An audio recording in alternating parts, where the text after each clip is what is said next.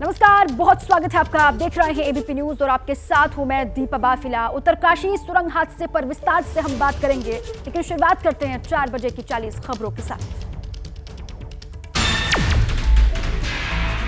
उत्तरकाशी में सुरंग में फंसे मजदूरों को रेस्क्यू करने के लिए वर्टिकल ड्रिलिंग शुरू हो गई है। टेस्टिंग के तौर पर की जा रही 6 इंच व्यास की वर्टिकल ड्रिलिंग। टनल में फंसे लोगों के लिए लगातार की जा रही खाने पीने के सामान की सप्लाई। 6 इंच चौड़े पाइप में भेजे जा रहे हैं सब्जी, दाल और रोटी के पैकेट्स। उत्तरकाशी टनल रेस्क्यू अभियान में भारतीय सेना ने संभाला मोर्चा। मशीनों के साथ रेस्क्यू में जुटे सेना के जवान। खराब ऑगर मशीन के फंसने से रेस्क्यू के काम में बाधा। टनल की मैनुअल ड्रिलिंग के लिए 20 खास लोगों की टीम को सुरंग पर बुलाया गया है। हैदराबाद से मंगाए गए प्लाज्मा कटर से ऑगर मशीन को निकालने का काम शुरू। उत्तरकाशी के सुरंग में फंसे मजदूरों को निकालने के लिए हैदराबाद से आई प्लाज्मा मशीन ने शुरू किया अपना काम। सीएम धामी ने बताया, तेजी से रेस्क्यू अभियान चल रहा है, सरकार की पूरी नजर। मुख्यमंत्री पुष्कर सिंह धामी ने स्वास्थ्य विभाग को दिए हैं निर्देश। अधिकारियों से कहा, मजदूरों के स्वास्थ्य की लगातार करते रहे मॉनिटरिंग। डॉक्टर लगातार मजदूरों के संपर्क में रहे। कल 3 मजदूरों की तबीयत खराब होने की खबर आई थी सामने। उत्तरकाशी के सुरंग में फंसे मजदूरों के परिजनों की बढ़ी चिंता। सुरंग में फंसे रांची के 2 मजदूरों के परिजन चिंतित हैं। कहा, जब तक दोनों बेटे वापस नहीं लौट आएंगे रहेगी चिंता। यूपी के मिर्जापुर के अखिलेश उत्तरकाशी की सुरंग में फंसे हुए हैं। हेल्पलाइन पर कॉल कर परिवार के लोग लगातार ले रहे हैं रेस्क्यू ऑपरेशन का अपडेट। अखिलेश की सकुशल वापसी के लिए प्रार्थनाओं का दौर जारी। प्रयागराज में बस कंडक्टर पर चापर से हमला करने वाले लारेब हाशमी को लेकर चौंकाने वाला खुलासा। यूट्यूब पर रात भर जिहादी वीडियो देखता था आरोपी। पाकिस्तानी स्कॉलर खादिम हुसैन रिजवी से प्रभावित था। आतंकी कनेक्शन की जांच पड़ताल जारी। तेलंगाना के तूपरन में पीएम मोदी का परिवारवाद और तुष्टीकरण की राजनीति पर प्रहार। कांग्रेस और केसीआर की पार्टी से लोगों को सावधान किया। दोनों पार्टियों को बताया एक दूसरे की कार्बन कॉपी। चुनावी दौरे पर हैदराबाद पहुंचे बीजेपी के राष्ट्रीय अध्यक्ष जेपी नड्डा का भव्य स्वागत हुआ। 15 फीट पुदीने की माला पहनाकर स्वागत किया गया। माला पहनाने के लिए जेसीबी का इस्तेमाल किया गया। तेलंगाना के नारायणपेट में केंद्रीय गृह मंत्री अमित शाह की हुंकार। कहा, कांग्रेस और बीआरएस एक ही सिक्के के 2 पहलू हैं। तेलंगाना का भविष्य तय करेगा 30 नवंबर को होने वाला चुनाव। हैदराबाद में पीएम मोदी ने भारत की सभ्यता और संस्कृति का महत्व बताया। कहा कि विरासत को अभूतपूर्व ऊंचाई पर ले जाने का वक्त आ चुका है। तेलंगाना के संगारेड्डी में राहुल गांधी ने विरोधियों पर जमकर बोला हमला। कहा, बीजेपी बीआरएस कितना भी दम लगा लें, लेकिन तेलंगाना में आ रही है कांग्रेस की सरकार। केसीआर ने जनता को दिया धोखा। चुनावी राज्य तेलंगाना में प्रचार के लिए होटल से निकलते वक्त गाड़ी में नन्ही बच्ची से मिले राहुल। कल छात्रों और बेरोजगार युवकों से की थी मुलाकात। तेलंगाना के पुलवाकुर्थी में मल्लिकार्जुन खड़गे ने बीजेपी बीआरएस और एमआईएम पर बोला हमला। कहा, कांग्रेस को हराने के लिए एक हुई तीनों ही पार्टियां। तेलंगाना के महबूब नगर में सीएम योगी की रैली में भारी भीड़ दिखाई दी। जय श्री राम के नारे लगाए गए। योगी आदित्यनाथ ने तेलंगाना के लोगों को अयोध्या आने का निमंत्रण भी दिया। राजस्थान के बांसवाड़ा में मां त्रिपुरा सुंदरी मंदिर में पूर्व सीएम वसुंधरा राजे ने पूजा अर्चना की। जीत के लिए देवी मां से आशीर्वाद लिया। चित्तौड़गढ़, प्रतापगढ़ और बांसवाड़ा के विधायक भी वहां पर मौजूद रहे। आम आदमी पार्टी के स्थापना दिवस पर मुख्यमंत्री अरविंद केजरीवाल का बयान। का पिछले 11 साल में आपको सबसे ज्यादा टारगेट किया गया। आप नेताओं पर फर्जी केस लगाए गए। पटना में दलित समाज की रैली में इशारों ही इशारों में नीतीश कुमार का लालू राबड़ी राज पर निशाना। 2005 से पहले की बिगड़ी कानून व्यवस्था पर उठाई सवाल। पटना के वेटनरी ग्राउंड में आयोजित भीम संसद में जुटी भारी भीड़। बिहार के अल्पसंख्यक कल्याण मंत्री जमा खान ने खुले मंच से नीतीश के पीएम पद की दावेदारी का लगाया नारा। आरएलजेडी अध्यक्ष उपेंद्र कुशवाहा से केंद्रीय मंत्री नित्यानंद राय ने मुलाकात की। लोकसभा चुनाव को लेकर चर्चा। बिहार की सभी 40 सीटें जीतने का दावा किया।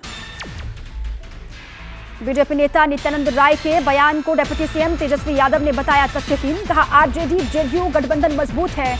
नित्यानंद राय ने कहा था, आरजेडी जेडीयू का मोह भंग हो गया। मन की बात कार्यक्रम में पीएम मोदी ने एक बार फिर वोकल फॉर लोकल अभियान पर जोर दिया। कहा, वोकल फॉर लोकल रोजगार और देश के विकास की गारंटी। 26 से 11 आतंकी हमले की 15वीं बरसी आज। मुंबई में मुख्यमंत्री एकनाथ शिंदे और उप मुख्यमंत्री देवेंद्र फडणवीस ने बलिदानियों को श्रद्धांजलि अर्पित की। मुंबई के ठाणे में चाइनीज कंपनी पर मनसे कार्यकर्ताओं का फूटा गुस्सा। मराठी नेम प्लेट को लेकर ऑटोमोबाइल शोरूम पर काली स्याही फेंककर विरोध किया। संविधान दिवस पर बाबा साहब भीमराव अंबेडकर को राष्ट्रपति द्रौपदी मुर्मू ने नमन किया, श्रद्धांजलि दी। सुप्रीम कोर्ट में आयोजित कार्यक्रम में शामिल हुए।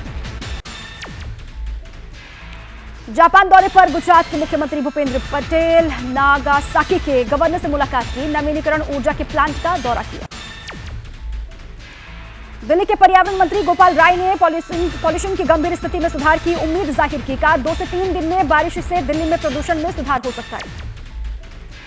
मध्य प्रदेश के शहडोल में खनन माफिया का आतंक, अवैध खनन रोकने गए पटवारी को ट्रैक्टर से कुचला, मौके पर की मौत।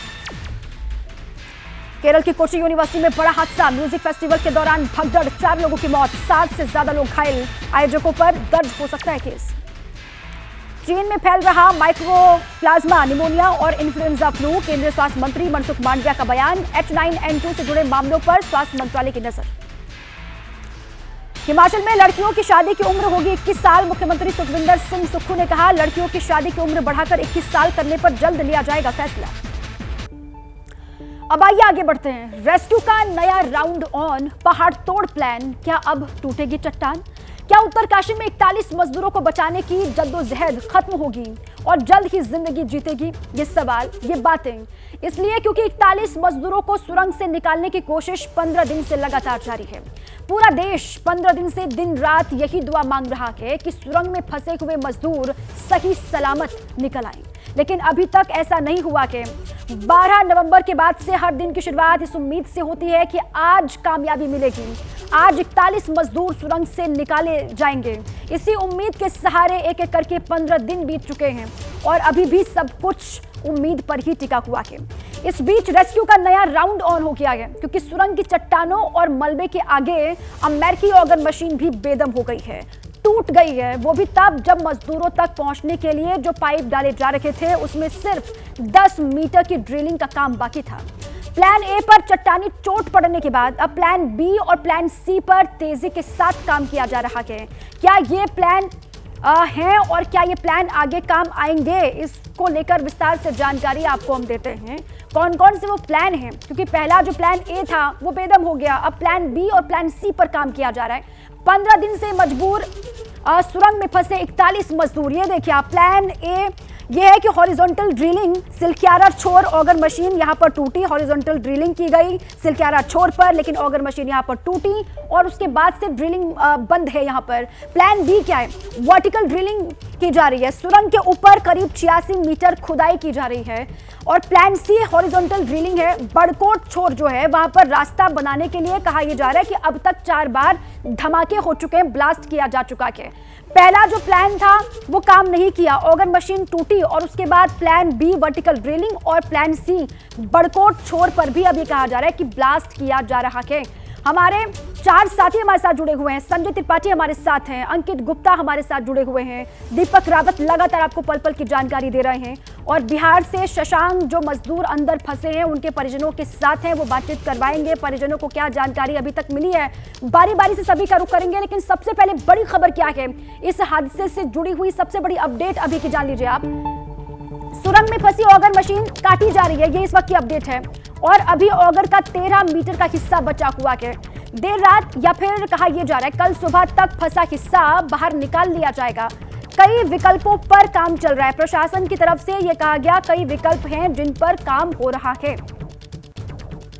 अभी तक जो लेटेस्ट स्थिति है 13.09 मीटर अंदर बचा हुआ है, बाकी कल रात से जैसे आपको बताया कि लगातार चल रहा है, तो जो 13.09 है उसके लिए हो सकता है संभवतः, अब कोई समय सीमा तो आप लोग समझ गए हैं इतने टाइम में कि एक बार कहीं पर भी कोई भी हडल अनएक्सपेक्टेड जो 1% भी जिसके चांस है, कई बार वो स्थितियां भी हमें सामना करना पड़ रहा है। तो टेकिंग द प्रिकॉशनरी मेजर सारे के सारे लोग काम कर रहे हैं और संभवतः अगले कुछ घंटे मतलब कल तक वो हो जानी चाहिए। देखिए, कई बिंदुओं पर, कई विकल्पों पर काम किया जा रहा है। सबसे पहले तो ये कि ऑगर मशीन को वहां से जो हिस्सा अंदर फंसा हुआ है उसको बाहर निकाला जाएगा। उसके बाद वर्टिकल ड्रिलिंग की भी वहां पर लगातार कोशिश की जा रही है। अब प्लान ए क्या है उसके बारे में आपको हम बता दें। प्लान ए हॉरिजॉन्टल ड्रिलिंग है। ऑगर मशीन पूरी तरीके से खराब यहां पर हो गई, टूट गई, जो कि आखिरी उम्मीद के तौर पर जिसको देखा जा रहा था। करीब 10 मीटर की ड्रिलिंग बाकी रह गई थी। जब सिर्फ 10 मीटर की दूरी पर हमारे मजदूर थे वहीं पर ये टूटी। ऑगर मशीन टूटने से सिलक्यारा छोर पर ड्रिलिंग बंद है और ऑगर के टुकड़े निकालने के लिए प्लाज्मा कटर वहां पर मंगवाया गया हैदराबाद से। ऑगर मशीन टूटने के बाद अब मैनुअल ड्रिलिंग, और मैनुअल ड्रिलिंग में काफी समय लग सकता है। यह प्रक्रिया लंबी है, इसमें वक्त लगेगा, यह कहा जा रहा है। प्रक्रिया लंबी और धीमी भी है। अभी किस तरीके से काम वहां पर हो रहा है, किस तरीके से वर्टिकल ड्रिलिंग को आगे बढ़ाया जा रहा है, अंकित हमारे साथ ही जुड़ चुके हैं। अंकित, सबसे पहले अपडेट इस बात को लेकर कि वर्टिकल ड्रिलिंग को लेकर क्या अपडेट है इस वक्त? दीपा, अगर हम बात करते हैं यहाँ पर विकल्पों की, तो आपने विस्तार से बताया कि क्या क्या विकल्प हैं, लेकिन मैं 2 विकल्पों पर ध्यान केंद्रित करना चाहूंगा। वैसे तो यहाँ पर 4 विकल्प बताए गए हैं, लेकिन पहला विकल्प जो इस हॉरिजॉन्टल, ये जो अभी सुरंग है, इसके अंदर जो एक हॉरिजॉन्टल टनल बनाई जा रही है, पैरेलल टनल, रेस्क्यू टनल जिसको नाम दिया गया है, उसके अंदर अभी करीबन 10 मीटर की दूरी है। और उम्मीद ये की जा रही है कि जैसे ही ऑगर मशीन कट करके बाहर निकलेगी, मैनुअल ड्रिलिंग शुरू हो जाएगी आर्मी की निगरानी में, और वो जो है जल्द ही उन तक पहुंच सकती है। लेकिन दूसरा विकल्प जिस पर जो है कल देर रात से काम शुरू हुआ है, और वो है वर्टिकल ड्रिलिंग का। अब यहां पर हालांकि सवाल हो सकते हैं कि वर्टिकल ड्रिलिंग की बात काफी पहले से चल रही थी, तो आखिर तब उस पर जोर क्यों नहीं दिया गया। आपको तस्वीरें दिखाता हूं कि किस तरीके से इस वक्त जो है, अगर पहाड़ के ऊपरी हिस्से की बात करते हैं तो वहां पर वर्टिकल ड्रिलिंग चल रही है, वहीं जो मेन रास्ता है वहां पर जो रेस्क्यू टनल बनाने का काम है। इस सब के बीच में हमको दूरी भी ध्यान रखनी होगी। देखिए, जहां पर ऑगर मशीन फंसी हुई है वहां पर से दूरी मजदूरों की करीबन 809 मीटर की है। वहीं अगर वर्टिकल ड्रिलिंग की बात करते हैं वहां से करीबन अभी भी दूरी 60 मीटर से ज्यादा की है। तो ऐसे में विकल्प अभी भी वर्टिकल ड्रिलिंग की बात आप कह रहे हैं, उसी पर बड़ी खबर क्या है वो जल्दी से हम दर्शकों को बता दें, फिर आपका रुख करते हैं। देखिए, बड़ी खबर यह है कि सुरंग में वर्टिकल ड्रिलिंग का काम शुरू हो गया है। इस वक्त की बड़ी खबर यह है 15 मीटर की वर्टिकल ड्रिलिंग की जा चुकी है। इस वक्त की जानकारी, करीब 86 मीटर की वर्टिकल ड्रिलिंग होनी बाकी है। वर्टिकल ड्रिलिंग से टनल तक पहुंचने में 4 दिनों का वक्त लगेगा। अगर कोई अड़चन नहीं आई तो, सब कुछ ठीक रहा तो। आप लोग को ध्यान होगा, वर्टिकल ड्रिलिंग कर रहे हैं, और आप लोग को ध्यान होगा कि हम जो स्पॉट आइडेंटिफाई किए थे 305 मीटर, वहां से ये हमारा अनुमान है कि 86 मीटर ड्रिलिंग करना है टोटल। तो उससे अगर 15 मीटर हो गया है तो हम सोच रहे हैं कि ये लगभग अगले कुछ 2 दिन में ये ड्रिलिंग हो जाना चाहिए।